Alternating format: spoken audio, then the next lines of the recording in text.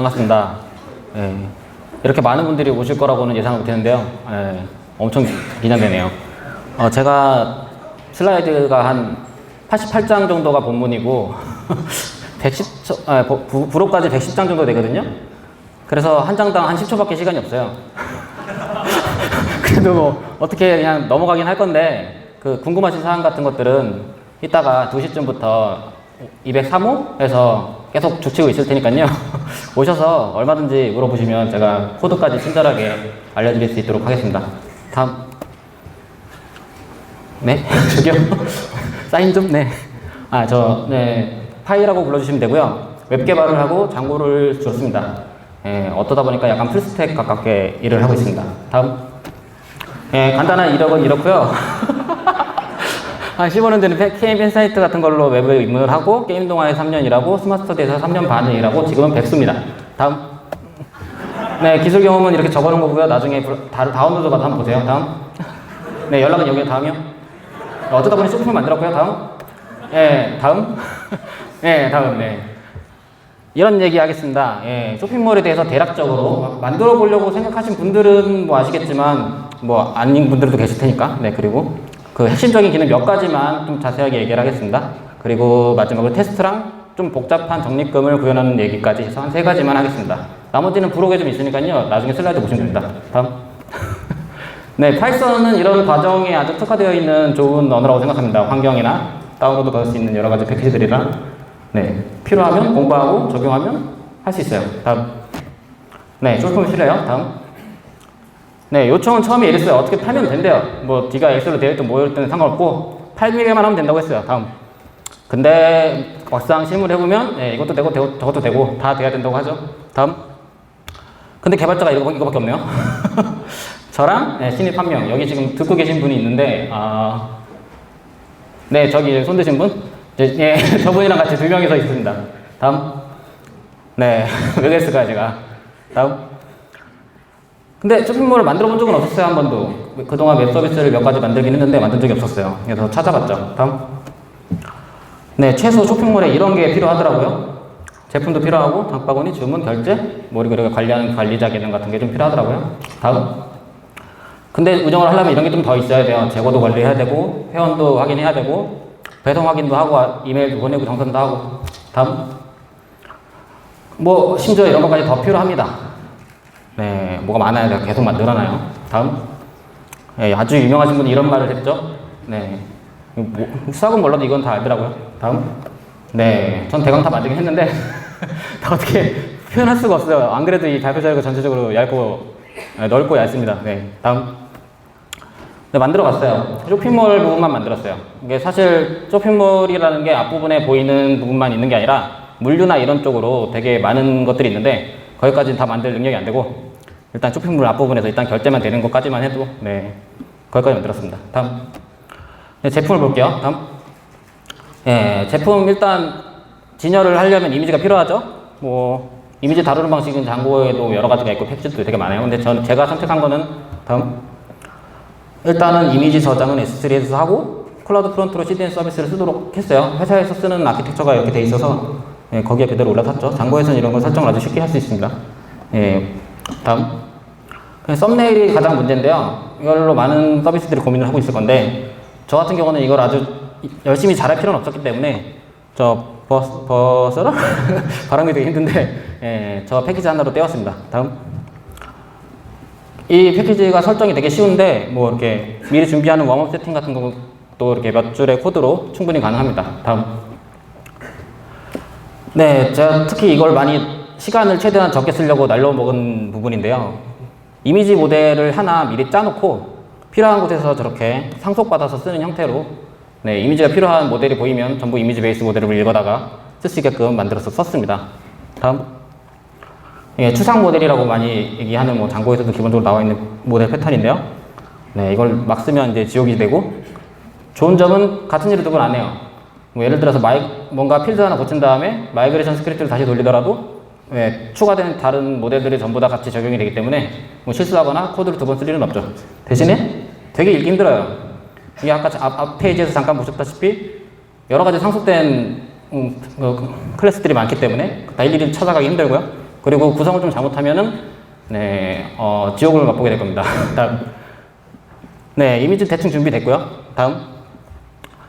제품이 많이 문제가 되는 게 정말 답이 없어요. 정보가 진짜 많거든요. 다음. 보통 이렇게 딱 두 가지를 고민해요. 어떻게 바꿔고 어떻게 보여줄 건지. 이런 식으로 연동이 되거든요. 운영과 마케팅, UX와 디자인. 다음. 답이 없습니다. 우리가 어떤 물건을 파느냐에 따라서 이 모든 게 바뀌어요. 그래서 구조를 최대한 유연하게 짜두는 게 좋습니다. 다음. 그래서 제품 모델을 짜봤는데 유연하려면 좀 여러 가지 모델이 잘 얽혀 있어야 되더라고요. 뭐 제품도 있고 특히 가격 같은 게 여기저기서 많이 쓰이거든요. 가격 정보가 비슷한데 뭔가 되게 많아요. 저기 적혀있다시피 정가, 뭐 할인가, 면세, 뭐 배송비, 할부 저거 말고도 몇 개 더 있는데 저런 정보를 계속 여기저기 모델에서 갖다 써요. 그리고 제품 설명 같은 경우는 밑에 뭐 이미지랑 제목이랑 설명 이렇게 써가지고 이 제품이 좀 팔릴만하게 써야 되는데 제가 이거를 리치 텍스트로 예쁘게 하기에는 시간이 부족했기 때문에 아까 이미지 필드를 울고 먹느니라 이것도 모델로 처리를 했어요. 자, 말이 좀 많이 빠르죠? 네. 다음이요. 예, 그래서 아까 말했던 그 가격 모델 같은 경우는 이렇게 좀 커요. 이것도 일부를 자른 건데 실제로 사용 중인 코드의 일부를 잘라왔습니다. 가상 모델이고요. 가격 정보가 이렇게 있어요. 세금 구별도 있고 제품 상품 구별 뭐 이런 게 있는 이유는 이게 나중에 회계 정산 같은 걸 할 때 정보가 들어가더라고요. 그래서 어쩔 수 없이 다 넣어줘야 되더라고요. 적립금이 추가되는 적립금 정보도 들어갔고요. 다음. 예, 그렇게 해서 한번 만들어 놓은 구조를 보면 여기저기 쓰고 있어요. 아까 이 상속 모델 구조 중에 일부인데 되게 많죠. 저 프로덕트라는 모델 하나에 여러 가지가 상속되어 있어요. 믹스인도 있고 뭐 프라이스 모델 아까 만든 것도 있고 그리고 다른 모델들도 밑에 쭈르륵 있는데 예, 저런 게 그 상품 하나를 나타내기 위해서 제품 하나를 나타내기 위해서 쓰이는 모델들입니다. 다음. 네, 잠깐 아까 보셨던 그 모델이랑 믹스인이라고 되어 있는데 이게 개념을 조금 알고 가셔야 되는 게 필드, 그러니까 모델 필드를 포함하고 있으면은 모델이라고 해요. 추상 모델이라고 하고 필드가 없고 그냥 뭔가 함수라던가 동작만 있을 경우는 믹스인이라고 해서 어떤 그냥 패턴의 이름이거든요. 둘 다 클래스긴 하지만. 그래서 이런 패턴으로 모델을 다중상속해서 쓸 때 많이 씁니다. 잘 쓰면 좋지만, 네. 아까 말했다시피 그 단점이 분명히 존재합니다. 다음. 뭐 제품이 저 상태로 구현이 잘 됐다고 보면 이제 다음은 주문을 해야겠죠? 네. 네, 사오죠. 다음이요. 네, 많은 분들이 뭔가 살려고 할 때 장바구니 많이 고민해요. 다음. 장바구니를 직접 구현해 보려고 고민을 좀 해보면 상당히 골이 아파요. 한 저 정도를 일단 간단하게 써봤는데 이게 요새는 사용성이 되게 좋기 때문에 언제 어디서나 장바구니가 막 튀어나와요. 누르기만 나오고 바로 담을 수도 있고. 그리고 주문 수량에 따라서 막 가격도 다 계산해야 되는데 장바구니에 담은 내용을 막 바꾸면 다 계산돼야 되죠. 그리고 어떤 뭐 2만 원 이상 담았으면 배송비도 공짜로 해줘야 되고 이런 건 정책에 따라서 여러 가지 있고 네, 비회원도 장바구니 쓸 수 있어야 되고. 다음. 언제 어디서나 사용하려는 건 어쩔 수 없이 에이작스 같은 걸로 구현을 해야 돼요. 그리고 편집 뷰에서 같이 계산도 하는데 이걸 매번 뷰마다 만든다거나 하기 힘들기 때문에 하나의 뷰를 만든 다음에 에이작스 호출을 필요한 데서 계속 여러 번 호출할 수 있게끔 좀 독립적으로 짰어요. 그리고 쿠키 같은 걸 활용해서 비회원도 장바구니에 쓸 수 있게끔. 다음. 그래서 이렇게 실제로 보시면 장바구니 저기 담겨있는 상품이랑 저 뒤에 옆면에 흐릿하지만은 주문 쪽이거든요. 주문에 있는 장바구니랑 코드가 완전히 같아요. 이쪽이 바뀌면 저쪽도 바뀌게끔 똑같이 돌아가거든요. 예, 완전히 같은 코드를 쓰고 에이작스 호출도 동시에 갱신하기 때문에 어느 쪽을 비우든 아니면 자습수를 바꾸든 같이 바뀝니다. 다음. 그래서 그쪽 코드는 또 제가 장고의 꽃이라고 할 만한 CVV를 열심히 썼는데요. 이게 장바구니 쪽 CVV 코드 일부입니다. 보시면은 get curry set, 뭐 update cart 뭐 이런 게 있는데 장바구니 내용은 get curry set에서 처리를 하고 업데이트 카트에서는 이제 상품 당기는 내용에 대한 계산을 처리하고 포스트일 때는 이제 장바구니에 뭔가 추가된 값이 갱신될 때 확인하고 뭐 이런 식으로 구현이 돼 있어요. 근데 이거 12면 가지고도 한참 설명할 게 많기 때문에 넘어가겠습니다. 다음. 네. 앞부분이 무슨 내용인지 정확히 잘 모르시겠지만 어쨌든 CVV라는 걸 쓰면요 뷰가 되게 편해지고 모델 설계만 잘 해놓으면 대부분의 기능이 금방금방 만들 수 있게 돼요.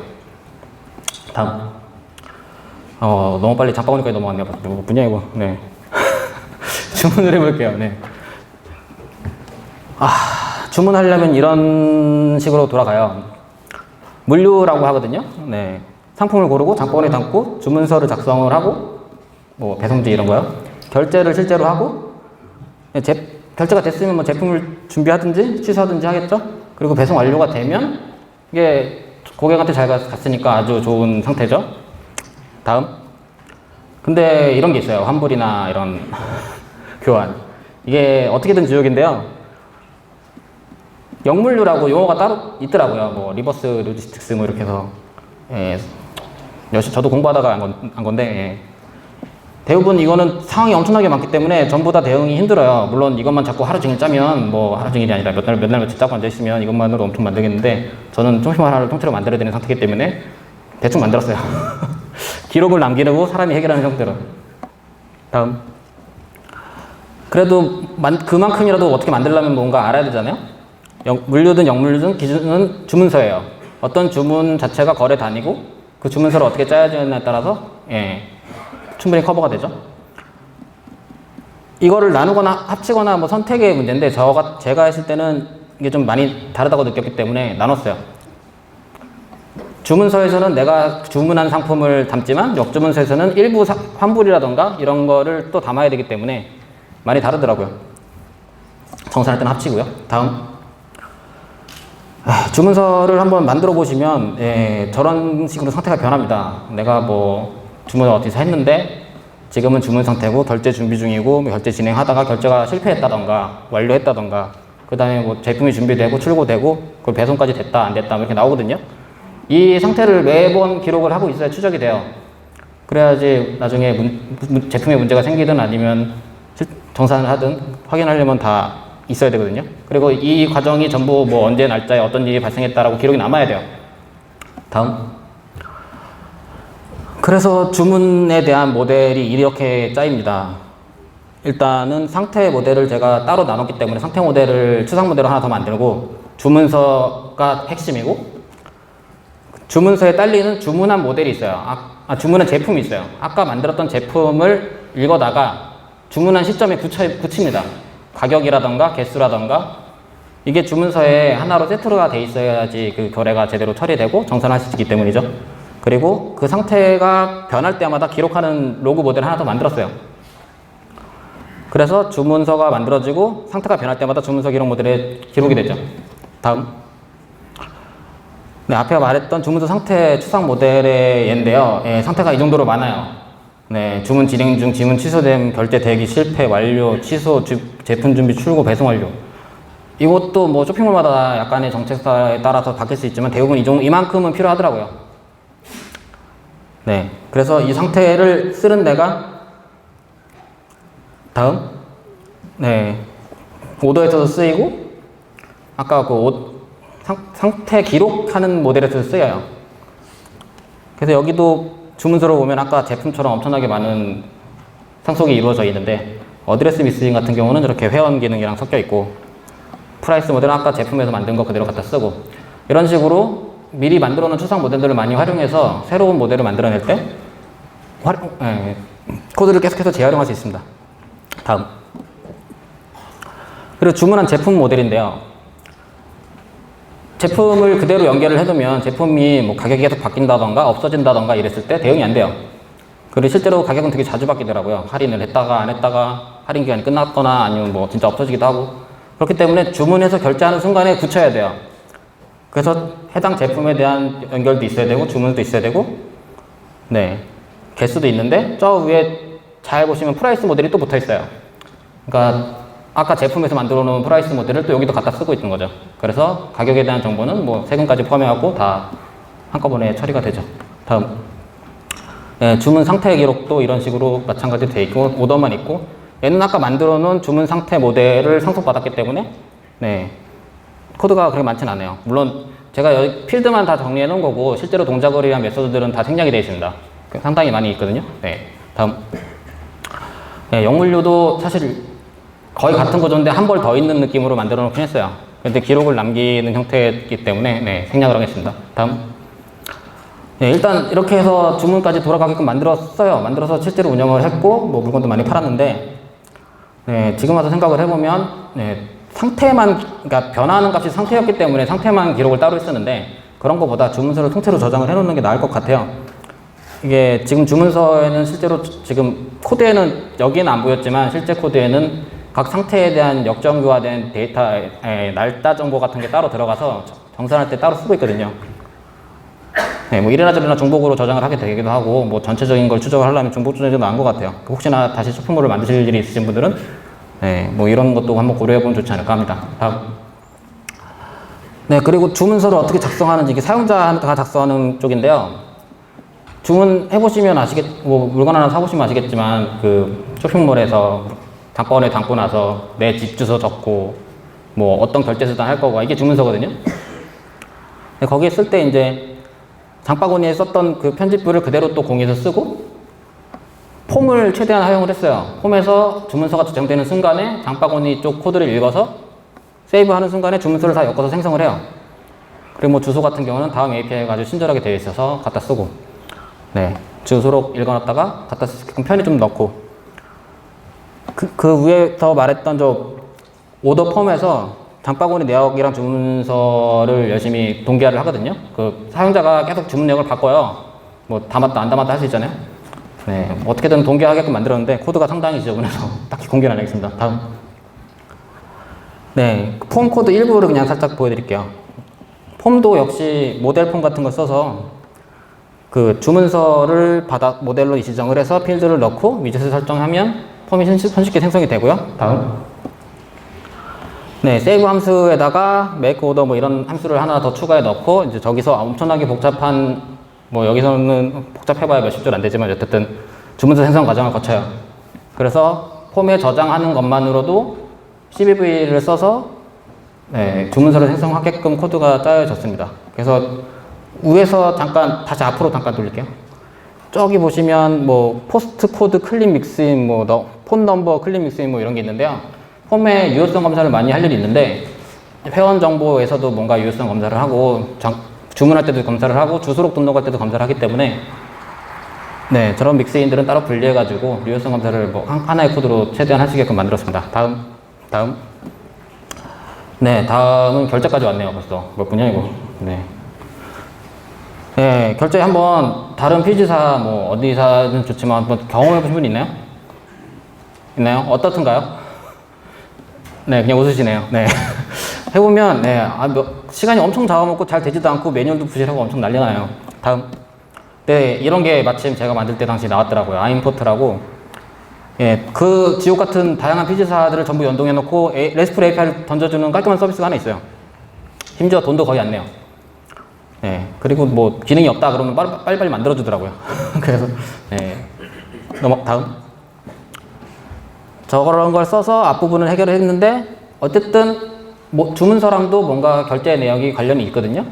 그러니까 내가 주문한 거에 대한 영수증이 필요해요. 그러면 결제 내역에 대해서 모델을 또 만들어서 5분밖에 안 남았네요. 큰일 났다. 네. 다음. 네. 그럼 결제 로직은 대충 이렇게 되거든요. 아임포트 쪽을 호출해서 피지사랑 진행하고, 결제 아임포트에 확인하고, 결제 완료로 처리하는까지. 다음. 이게 제일 더 힘든데요, 앞부분보다. 결제가 제대로 됐는지 확인하는 절차가 이 정도가 필요해요. 안 그러면은 전부 해킹 당해서 뭐 있지도 않은 결제가 만들어지거든요. 매번, 그러니까 결제 로직 자체에 매번 아임포트 쪽에 다시 호출을 해서 이게 실제로 결제됐는지 확인하고 내 쪽 정보도 검증을 해서 완료로 처리합니다. 그리고 만약에 문제가 하나라도 발생하면 전부 취소 처리를 해요. 결제를 취소 처리하고 주문서도 취소해버립니다. 다음.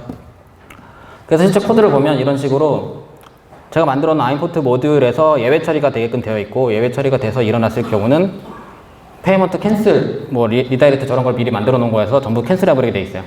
다음. 가장 많이, 그러니까 결제를 하고 가장 많이 겪는 문제가 돈이 나갔는데 결제 확인이 안 되는 경우가 있거든요. 그럼 아까 짰던 로직을 여러 번 돌려도 문제가 없게끔 만들어 놓고, 관리자 페이지라던가 아니면 사용자가 직접 누를 수 있게끔 뷰를 제공해주면, 네, 좀 더 쉽게 가능합니다. 물론 저걸 중복 실행 안 되게끔 만드는 게 좀 귀찮은 작업이긴 한데요. 안 하는 것보다 낫더라고요. 다음. 그리고 아까 그 아임포트 쪽 레스트 클라이언트를 오픈소스로 만들어서 공개를 했어요. 네, 그랬더니 한 세 분 정도가 기여해서 기능도 좀 늘고 예, 오픈소스 참여했더니 기분도 좀 좋더라고요. PIP에서 저렇게 설치하면 갖다 쓸 수 있습니다. 다음. 네, 이게 결제까지 잘 됐을 때는 창고에서 이런 일이 일어나요. 네, 물류창고에서 주문 내역 받고 개별 주문서 출력을 한 다음에 주문서 보면서 박스 포장을 하고 그다음에 문전상 다 붙이고 이 문전상을 다시 쇼핑몰에 올려요. 저 부분을 사실 다 뭔가 프로그램이 있어야 되겠는데 그렇게까지 고도화되진 않았고 저렇게 엑셀로 중간에 왔다 갔다 합니다. 네, 그리고 주문 상태를 배송적으로 바꾸고 네, 주문 확인은 부록에 있습니다. 다음. 관리자 페이지. 아이고. 네. 관리자 페이지 넘어갈게요. 네, 다음이요. 네. 제가 만들 시간이 없었기 때문에 잔고 어드민을 최대한 개조했어요. 다음. 제품을 제일 많이 막여주는데 뭐 저런 잔고 기본 기능뿐만 아니라 자바스크립트를 최대한 쓰고 템플릿까지 써가면서 미리 보기 같은 걸 만든다던가. 다음. 코드 일부 보시면 잔고 기본적으로 제공하는 어드민에 있는 세팅 값들이거든요. 뭐 이런 식으로는 기본적으로 쓰고 이거 말고도 잔뜩 있는데 네, 일단 가운데만 놔뒀어요. 다음. 그래서 실제로 보시면 저 위에 자동 계산대라고 되어 있던 항목들은 그냥 자바스크립트로 집어넣은 거지 실제로 잔고 어드민에서 보여지는 페이지가 아니에요. 근데 여기 있는 정보들을 조합해서 편의 기능을 자바스크립트로 넣었죠. 다음. 여기도 마찬가지로 저기 제품 재고에 대한 기능은 따로 에저스로 호출한 다음에 처리하게끔 되어 있는 코드가 있습니다. 다음. 창고와의 연동은 아까 엑셀을 다운받고 올리는 부분을 이런 식으로 어드민 어딘가에다가 주문서 받기 올리기를 만들어 놓고 우겨 넣어놨어요. 다음. 네. 적립금을 또 만들려고 하더라고요. 이만큼 만들었더니. 네. 다음. 처음에 이렇게 만들었어요. 적립금을. 세 가지 구조 이렇게 해서 했는데 회의를 할 때마다 계속 조건이 쌓여요. 힘들더라고요. 다음으로 왜 복잡한가 했더니 진짜 해야 될 조건이 되게 많아요. 네. 다음. 그래서 결과적으로 그런 여러 가지 삽질 끝에 짜게 된 테스트 시나리오가 이만큼 나옵니다. 다음.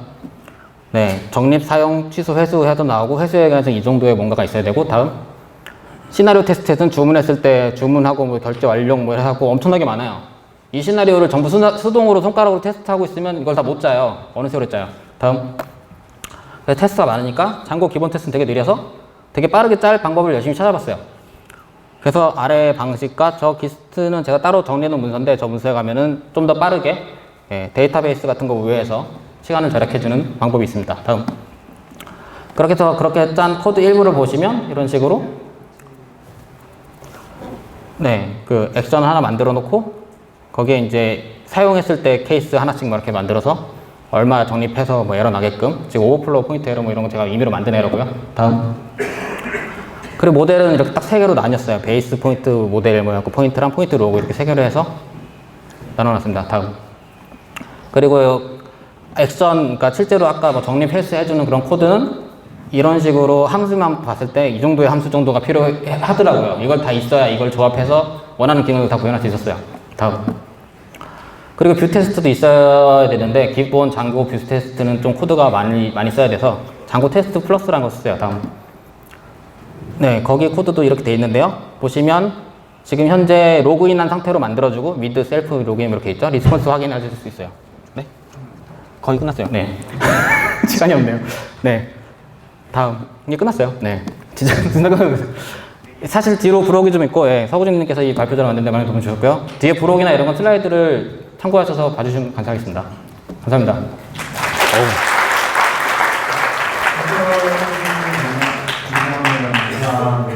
현재 시간은 시간 경계상 따로 진행하지 않고 주경님께서 또 OST, 잔고 OST 참여하시니까 네, 이따 2시에 203호에서 있습니다. 네, 될 것 같습니다. 다시 한번 주경님께 큰 박수 부탁드리겠습니다.